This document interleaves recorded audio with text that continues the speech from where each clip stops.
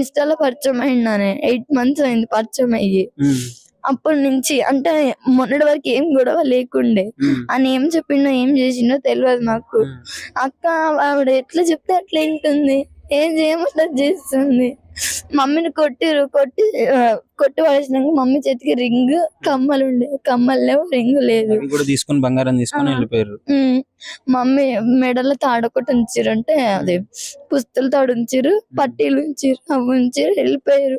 వాళ్ళు వెళ్ళిపోయినంక అక్కని వాళ్ళ ఇంట్లో ఉంటే వచ్చి ఇప్పుడు నువ్వు ఎవరితోని ఉంటావని ఫుల్ బెదిరించింది. అక్క వాళ్ళు అన్నారు లేదు పిఎస్‌కి ఫోన్ చేద్దాం అని. ప్రాణం తీసేసి వచ్చి ఆడ కూర్చుంది. ఏం తెలవనట్టు మళ్ళా. అయితే నేను అన్నా పెద్దమ్మ వాళ్ళకి ఫోన్ చేద్దాం అనేసి అన్నా. అంటే వద్దు వాళ్ళొస్తే మనల్ని కొడతారు. వద్దు వాళ్ళకి ఎవ్వరికి ఫోన్ చేయొద్దు అసలు మనము. బయటికి రానివ్వలేదు అక్క జరిగిన విషయాన్ని మొత్తాన్ని. అసలేం బయటికి రానియలేదు.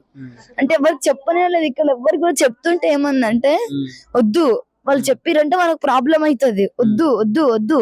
ఓకే. నిన్న మొత్తం మమ్మీ ప్రాణం పోయేమని చూసింది. నువ్వు చూసావా నాన్న ఎవరైతే ఈ చేసిరో వాళ్ళని చూసావా? ఆ!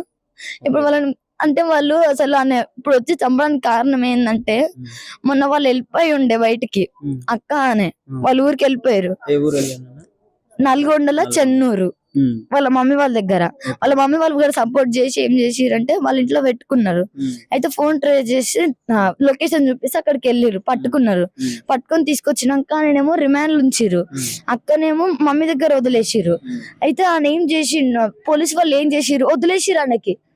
మొన్న వదిలేసిండు. వాళ్ళు చేసిన నిర్లక్ష్యం వల్లనే ఇప్పుడు మా మమ్మీ చనిపోయింది. ఇప్పుడు వాళ్ళు వదిలేకపోతే ఈ రోజు కోర్టులో కేసు ఉంది. ఈ రోజు మమ్మీ కోర్టుకి వెళ్ళేది ఉండే. అట్లా అని చెప్పి నిన్న వచ్చి బెదిరించిరంట.